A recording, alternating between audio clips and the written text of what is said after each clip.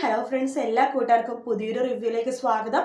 അങ്ങനെ നമ്മുടെ അശ്വിൻ ആകാശത്ത് നോക്കിയിട്ട് നക്ഷത്രങ്ങളിങ്ങനെ നോക്കി നിൽക്കുകയാണ്. ശ്രുതി പറയുന്നുണ്ട് നക്ഷത്രങ്ങളിങ്ങനെ മരിച്ചു പോയാന്നൊക്കെ പറയുമ്പോഴേക്കും അശ്വിൻ അത് മനസ്സിൽ വിചാരിക്കണം, അതെ എൻ്റെ അമ്മ ഇവിടെ നിന്നിട്ട് എന്നെ നോക്കുന്നുണ്ടെന്നൊക്കെ പറയുമ്പോൾ ശ്രുതിക്ക് വളരെ സന്തോഷം തോന്നുവാണ്. കാരണം അശ്വിൻ്റെ മുഖത്ത് ആ സന്തോഷം കാണുമ്പോൾ ശ്രുതി അവിടെ നിന്ന് നേരെ വീട്ടിലേക്ക് പോകുവാട്ടോ. വീട്ടിലേക്ക് പോകുമ്പോഴാണെങ്കിലും നമ്മുടെ പ്രീതിയാണെങ്കിലോ ആകാശിനോട് ഇഷ്ടമല്ല എന്ന് തുറന്നു പറയാണ്. കാരണം നിങ്ങളുടെ ഫാമിലിയും എൻ്റെ ഫാമിലിയും ഒരിക്കലും ഒത്തുപോവില്ല, ശരിയാവില്ല എന്നിങ്ങനെ പറഞ്ഞിട്ട് പ്രീതി അവിടെ നിന്ന് പോകുവാണ്. ആകാശിന് വല്ലാത്ത വിഷമം തോന്നുന്നുണ്ട്. ആകാശ് അവിടെ നിന്ന് നേരെ കടൽ തീരത്തേക്ക് പോവാണ്. അവിടെ ഒരുപാട് വിഷമിച്ചു, ഒരുപാട് നേരം അവിടെ ചെലവാക്കുവാണ്. പ്രീതിയും ഒറ്റയ്ക്കിരുന്ന് ഒരുപാട് കരയുന്നുണ്ട്. തനിക്ക് ഇഷ്ടപ്പെട്ട ഒരാൾ തന്നോട് ഇഷ്ടമാണെന്ന് പറഞ്ഞപ്പോൾ അതൊന്നും അംഗീകരിക്കാൻ പോലും തനിക്ക് കഴിയില്ല. കാരണം അവർ പണക്കാരാണ്, താൻ പാവപ്പെട്ടവരാണ്. ആ ഒരു വിചാരം പ്രീതിയുടെ മനസ്സിൽ ഉണ്ടായത് കൊണ്ട് തന്നെ കേട്ടോ പ്രീതി അങ്ങനെ പറഞ്ഞത്. അങ്ങനെ ജോലിയൊക്കെ കഴിഞ്ഞിട്ട് ശ്രുതി വീട്ടിലേക്ക് വരുവാണ്. വീട്ടിലേക്ക് വരുമ്പോൾ അമ്മായി പറയുന്നുണ്ട്, ശ്രുതി നിന്നോട് പറഞ്ഞ അശോകേട്ടനോട് പറഞ്ഞ മരുന്നൊക്കെ വാങ്ങിച്ചോ? വാങ്ങിച്ചു അമ്മായി. ആ എടി നിന്റെ കയ്യിൽ മോതിരം എവിടെ? മോതിരമോ? എൻ്റെ കയ്യിൽ മോതിരം ഉണ്ടല്ലോ. ആ മോതിരമല്ല, ഷാമോൻ മോതിരം എവിടെയെന്ന്. അത് അമ്മായി, എൻ്റെ ദൈവമേ, എൻ്റെ കൃഷ്ണ, ഞാൻ എന്താ ചെയ്യേണ്ടത്? ഈ പെണ്ണിന്റെ എത്ര പറഞ്ഞാലും ഈ പെണ്ണിന്റെ മനസ്സിലാവില്ലല്ലോ. എടി നിന്റെ എത്ര വിഷമമുണ്ട് ആ മോതിരം ഊരിക്കളിക്കാനുള്ള മോതിരം നേരത്തെ ഞാൻ പറഞ്ഞാണ് ആ മോതിരം ഊരരുതെന്ന്. എവിടെ വെച്ചിട്ട് ഈ മോതിരം പോയി എടുത്തിടടി എന്ന് പറയാണ്. അമ്മായി അത് എവിടെ വെച്ച് ഞാൻ മറന്നുപോയെന്നോ? മര്യാദയ്ക്ക് നിന്റെ റൂമിലൊക്കെ പോയി നോക്ക്, ബാത്റൂമിലൊക്കെ പോയി നോക്കുമെന്ന് പറയാണ്. അങ്ങനെ റൂമിലും അവിടുത്തെ ഹോളിലും അവിടുത്തെ പരിസരത്തൊക്കെ അമ്മായിയും ശ്രുതിയും കൂടി നോക്കുന്നുണ്ട്. മോതിരം കിട്ടുന്നേ ഇല്ല. അമ്മായി പറഞ്ഞു, ഈശ്വരൻ ഇനി ഷാമോനോട് എന്ത് പറയും എന്ന് പറയാൻ. അമ്മായി പേടിക്കണ്ട, ചിലപ്പോൾ അശ്വിൻ സാറിന്റെ വീട്ടിൽ എങ്ങാനും ഉണ്ടാവും. പിന്നെ ആ കൊട്ടാരം പോലത്തെ വീട്ടിൽ നീ ചെറിയ മോതിരം തപ്പാൻ പോണല്ലേ, പറയാൻ പറ്റില്ല അമ്മായി, ചിലപ്പോൾ അവിടെ ഉണ്ടെങ്കിലോ. ഞാൻ നാളെ രാവിലെ വരെ എനിക്ക് അമ്മായി സമയം എന്താ, ഞാൻ എങ്ങനെയെങ്കിലും തപ്പിപ്പിടിക്കാം. ദേ ശ്രുതി, ഞാൻ മര്യാദക്ക് എനിക്കൊരു കാര്യം പറയാം. നാളെ അശ്വിൻ സാറിന്റെ വീട്ടിൽ പോയി കഴിയുമ്പോൾ മോതിരം കണ്ടുപിടിച്ചിട്ട് നീ ഇങ്ങോട്ട് വരാവൂ, അല്ലെങ്കിൽ നീ ഇങ്ങോട്ട് വരണ്ട എന്ന് അമ്മായി പറയാണ്. അമ്മായി ഞാൻ പറഞ്ഞല്ലോ നാളെ ആ മോതിരം കിട്ടിയിരിക്കും എന്ന് ശ്രുതി പറയാണ്. അതിനുശേഷം അമ്മ, ഈശ്വര എനിക്കൊന്നും അറിയില്ല എന്നൊക്കെ പറഞ്ഞിട്ട് ഓരോന്ന് പിറുപിറുത്തിട്ട് ആ റൂമിലേക്ക് പോകാട്ടോ. ആ സമയത്ത് ശ്രുതി ദൈവത്തോട് പ്രാർത്ഥിക്കുകയാണ്, എൻ്റെ ഭഗവാനെ കൃഷ്ണ എന്ന് പറഞ്ഞിട്ട് എനിക്ക് മോതിരം കിട്ടിയെങ്കിലും കുഴപ്പമില്ല, ഈ അമ്മായിയുടെ വഴക്ക് പറഞ്ഞതൊന്നും മാറ്റിത്താ, അമ്മായി എത്രയും പെട്ടെന്ന് ഉറങ്ങണം, അല്ലെങ്കിൽ ഇന്നത്തെ രാത്രി തീർന്നു എന്ന് പറയാണ്. അങ്ങനെ പെട്ടെന്ന് അമ്മായിയുടെ ഒച്ചയൊന്നും കേൾക്കണില്ല. ഈശ്വര ഇത്ര പെട്ടെന്ന് നീ എൻ്റെ പ്രാർത്ഥന കേട്ടോ, ഉറങ്ങിയും തോന്നുന്നു അമ്മായി എന്ന് പറഞ്ഞിട്ട് റൂമിലേക്ക് സന്തോഷത്തോടെ പോകുവാട്ടോ നമ്മുടെ ശ്രുതി. ആ സമയത്ത് നോക്കുമ്പോൾ പ്രീതി ആകെ വിഷമത്തോടെ ഇരിക്കുകയാണ്. എന്താ ചേച്ചി വിഷമത്തോടെ ഇരിക്കണമെന്ന് ചോദിക്കുമ്പോൾ, എനിക്കോ വിഷമോ? എനിക്ക് വിഷമമൊന്നുമില്ല. ആ ചേച്ചി അറിഞ്ഞില്ലേ എൻ്റെ മോതിരം കാണാനില്ല? ഷാം സാറിട്ട മോതിരമോ? അതെ ചേച്ചി, അതിന് അമ്മായി വഴക്ക് പറഞ്ഞുകൊണ്ടിരിക്കുകയാണ്. അപ്പൊ ചേച്ചി ഇതൊന്നും കേട്ടില്ലേ? ചേച്ചി ഏത് ലോകത്താ?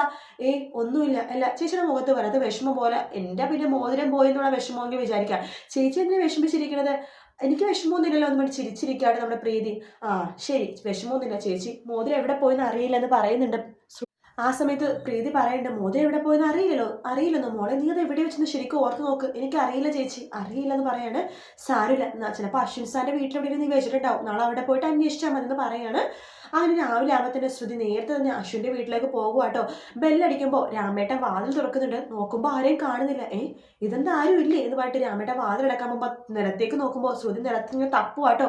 ശ്രുതി മോളോ, മോളെന്തിനെ നിലത്ത് ഇരിക്കണേന്ന് പറയുമ്പോൾ, അതെ എൻ്റെ കയ്യിൽ മോതിരം കാണുന്നില്ല, അത് തപ്പുമായിരുന്നു എന്നിങ്ങനെ പറഞ്ഞിട്ട് നിലത്തേക്ക് ഇങ്ങനെ തപ്പിക്കൊണ്ടിരിക്കുവാട്ടോ.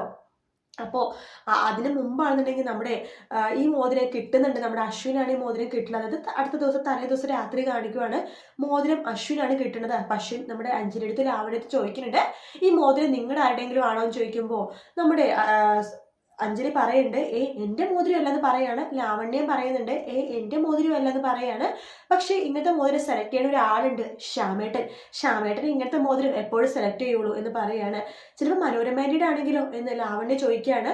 അങ്ങനെ മനോരമയുടെ കയ്യിൽ ആ മോതിരം കാണിക്കുമ്പോൾ, എൻ്റെ മോതിരം അല്ല, ഞാൻ ഇത്ര സിമ്പിൾ മോതിരം ഒന്നും യൂസ് ചെയ്യില്ല, എൻ്റെ കയ്യിൽ നല്ല വലിയ മോതിരങ്ങൾ മാത്രമേ ഞാൻ യൂസ് ചെയ്യുള്ളൂ എന്ന് മനോരമ പറയാണ്. ലാവണ്യ പറയുന്നുണ്ട്, എനിക്ക് തോന്നുന്നത് അഞ്ജലി ചേച്ചി ഇത് ശ്യാമേട്ടൻ അഞ്ജലി ചേച്ചിക്ക് സർപ്രൈസ് തരാൻ വേണ്ടി വെച്ച മോതിരമായിരിക്കും. അതിൽ അവിടെ പറഞ്ഞത് ശരിയായിരിക്കും കേട്ടോ. കഴിഞ്ഞ ദിവസം ഒരു ബില്ല് ഞാൻ കണ്ടിരുന്നു, ഒരു മോതിരം വാങ്ങിച്ച ബില്ല്. അപ്പോൾ എനിക്ക് മോതിരം സർപ്രൈസ് ആയിട്ട് തരാനായിട്ടായിരിക്കും ശ്യാമേട്ടൻ വിചാരിച്ചത്. അതിനാ ബില്ല് കണ്ടപ്പോൾ ശ്യാമേട്ടൻ മുഖത്ത് വല്ലാത്ത പരിഭ്രമം ഉണ്ടായിരുന്നു. അപ്പോൾ അതെന്നെ കാര്യം എന്ന് അഞ്ജലിയും വിചാരിക്കുകയാണ്. അങ്ങനെ ശ്യാം വീട്ടിലേക്ക് വരുമ്പോഴേക്കും അഞ്ജലി ചോദിക്കട്ടെ ഈ മോതിരത്തിന്റെ കാര്യം. ആ സമയത്ത് ശ്യാം പറഞ്ഞിട്ട് ഈ മോതിരം എനിക്ക് അറിയാനും കൂടി പാടില്ല, എന്നെ ആദ്യമായിട്ടാ കാണണമെന്ന് പറയുമ്പോൾ അഞ്ജലി പറഞ്ഞിട്ട് ശ്യാമേട്ട വെറുതെ കളിക്കല്ലേ, സത്യം പറ, ഈ മോതിരം ശ്യാമേട്ടൻ എനിക്ക് സർപ്രൈസ് തരാൻ വേണ്ടി വാങ്ങിച്ചതല്ലേ? അയ്യോ അഞ്ജലി മോളെ സത്യമായിട്ടും അല്ല, ഈ മോതിരം ആരുടെയാണെന്നൊന്നും എനിക്കറിയില്ല എന്ന് പറയാണ്. അഞ്ജലിക്ക് വളരെ വിഷമം തോന്നുന്നുണ്ട്. അപ്പൊ ആ സമയത്ത് ശ്യാം പറയുന്നുണ്ട്, ഓ അഞ്ജലി മോള് വിചാരിച്ചു ഇത് ഞാൻ അഞ്ജലി മോൾക്ക് ഗിഫ്റ്റ് ആയിട്ട് തന്നതാണെന്നല്ലേ? അഞ്ജലി മോള് വിഷമിക്കേണ്ട, ഇതിനേക്കാൾ നല്ലൊരു മോതിരം അഞ്ജലി മോൾക്ക് ഞാൻ നാളെ വാങ്ങിച്ചു തരാം എന്ന് ശ്യാം പറയുമ്പോൾ അഞ്ജലി പറയുന്നുണ്ട്, എനിക്ക് മോതിരമൊന്നും വേണ്ട, അല്ലെങ്കിൽ എനിക്കെതിനാ മോതിരം, എനിക്ക് എന്റെ ശ്യാമേട്ടൻ ഇങ്ങനെ അടുത്ത് നിന്നിരുന്നാൽ മതി, വേറെ ഒരു സന്തോഷം എനിക്ക് ഈ ലോകത്ത് വേറെ കിട്ടാനില്ല എന്ന് പറയാണ്. അങ്ങനെ ശ്യാം അഞ്ജലിനെ ചേർത്ത് പിടിക്കുക കേട്ടോ. അങ്ങനെ ആ മോതിരം ആരുടെയാണെന്ന് അശ്വിനും ഇങ്ങനെ വിചാരിക്കുകയാണ്. പിറ്റേ ദിവസം, അതായത് അത് കഴിഞ്ഞിട്ടാണ് നമ്മുടെ ശ്രുതി വരുന്നത്. ശ്രുതി വരുമ്പോഴേക്കും ശ്രുതി ഇങ്ങനെ അഞ്ജലിത്ത് പറയുന്നുണ്ട്, എന്റെ മോതിരം ഇങ്ങനെ കാണാതായി ഇവിടെ ഇങ്ങനെ കണ്ടോന്ന് ചോദിക്കുമ്പോൾ, നിന്റെ മോതിരമായിരുന്നു ശ്രുതി, അത് അശ്വിനാണ് കിട്ടിയത്, കുഞ്ഞിന്റെ കയ്യിലുണ്ടാകും, കുഞ്ഞിനോട് ചോദിച്ചെന്ന് പറയാണ്. അങ്ങനെ നമ്മുടെ അശ്വിൻ്റെ അടുത്തേക്ക് ശ്രുതി വരുന്നുണ്ട്. ശ്രുതി ചോദിക്കുന്നുണ്ട്, സാർ എൻ്റെ മോതിരമാണ് സാറിന് നില കിട്ടിയത്, അത് എൻ്റെ മോതിരമാണ്. നിന്റെ മോതിരമോ? അതെ സാർ, അത് എൻ്റെ മോതിരമാണ്. ഓ അതെയോ, എൻ്റെ കയ്യിലുണ്ട്. അല്ല ഈ മോതിരം നിന്റെ? അതെ സാർ, ഇത് എന്നെ കല്യാണം കഴിക്കാൻ പോകുന്ന ആള് എൻ്റെ വീട്ടിൽ അണിയിച്ച മോതിരമാണ് എന്ന് ശ്രുതി സമ്മതിക്കുക കേട്ടോ. അത് കേൾക്കുമ്പോഴേക്കും അശ്വിനാക്കി ഞെട്ടുവാണ്. നീ എന്താ പറഞ്ഞത്? അതെ സർ, എന്നെ വിവാഹം കഴിക്കാൻ പോകുന്ന ആള് എൻ്റെ കയ്യിലണിത മോതിരമാണ്, എൻ്റെ വിവാഹ നിശ്ചയ മോതിരം എന്ന് പറയുമ്പോൾ അശ്വിൻ്റെ കണ്ണൊക്കെ നിറയാം കേട്ടോ. നിന്റെ വിവാഹ നിശ്ചയം കഴിഞ്ഞോ? കഴിഞ്ഞു സർ, കഴിഞ്ഞ ആഴ്ചയായിരുന്നു എന്ന് പറയാണ്. സാർ ആ മോതിരം തരാമോ എന്ന് ചോദിക്കുമ്പോൾ അശ്വിന് വല്ലാത്ത വിഷമമുണ്ടെങ്കിലും ആ വിഷമം അശ്വിൻ കാണിക്കുന്നുണ്ട് ശ്രുതിയുടെ മുമ്പിൽ. അശ്വിൻ ആ മോതിരം ശ്രുതിയുടെ കൈകളിലേക്ക് കൊടുക്കുന്നതിന് പകരം കൈകളിലേക്ക് ഇട്ട് കൊടുക്കുക കേട്ടോ. ശ്രുതിക്കും വല്ലാത്ത വിഷമമുണ്ട്. അങ്ങനെ ശ്രുതിയുടെ വിവാഹ നിശ്ചയം കഴിഞ്ഞ കാര്യം ആ വീട്ടിൽ എല്ലാവരും അറിയും കേട്ടോ. അശ്വിനും വരാതെ വിഷമം തോന്നുന്നുണ്ട്, ശ്രുതിക്കും വരാത്ത വിഷമവുമാണ്. അപ്പൊ ആ ഒരു പ്രൊമോ കുറച്ചു മുമ്പ് കാണിച്ചിട്ടുണ്ടായിരുന്നു. ശ്രുതി ആ മോതിരം അശ്വിന്റെ കയ്യിൽ നിന്ന് വാങ്ങിക്കണതും തന്റെ വിവാഹ നിശ്ചയം കഴിഞ്ഞു എന്നുള്ള കാര്യം അശ്വിനോട് പറയണതുമായിട്ടുള്ളത്. പക്ഷെ ഇവരുടെ വിവാഹ നിശ്ചയം കഴിഞ്ഞെങ്കിലും, അതായത് ശ്രുതിയുടെ വിവാഹ നിശ്ചയം കഴിഞ്ഞു എന്ന് പറയുമ്പോഴാട്ടോ ഈ അശ്വിനെ കുറച്ചുകൂടി വല്ലാത്ത വിഷമം തോന്നുന്നത്. മാത്രമല്ല അതൊരു ദേഷ്യം പോലും ആകും അശ്വിന്. അതുകൊണ്ട് തന്നെയാണ് അശ്വിന്റെയും ലാവണയുടെ വിവാഹ നിശ്ചയം എത്രയും പെട്ടെന്ന് നടത്താന്ന് അശ്വിൻ വീട്ടിൽ പറയണത്. അങ്ങനെ അശ്വിന്റെ ലാവണയുടെ വിവാഹ നിശ്ചയം പെട്ടെന്ന് നടത്താൻ വേണ്ടി തീരുമാനിക്കുകയാണ്. കാരണം ശ്രുതിയുടെ മുമ്പിൽ താൻ തോറ്റെന്ന് സമ്മതിക്കരുതല്ലോ, തന്റെ വിവാഹ നിശ്ചയം കഴിഞ്ഞെന്ന് ശ്രുതി അറിയട്ടെ, ശ്രുതിയുടെ മുമ്പിൽ തന്നെ വിവാഹ നിശ്ചയം നടത്താം അല്ലോ. അങ്ങനെയൊക്കെ അശ്വിൻ വിചാരിച്ചിട്ടാണ് എത്രയും പെട്ടെന്ന് എന്താ വിവാഹ നിശ്ചയത്തിലുള്ള കാര്യങ്ങളൊക്കെ ചെയ്തോളൂ ചേച്ചി എന്ന് അശ്വിൻ പറയണമുണ്ട്.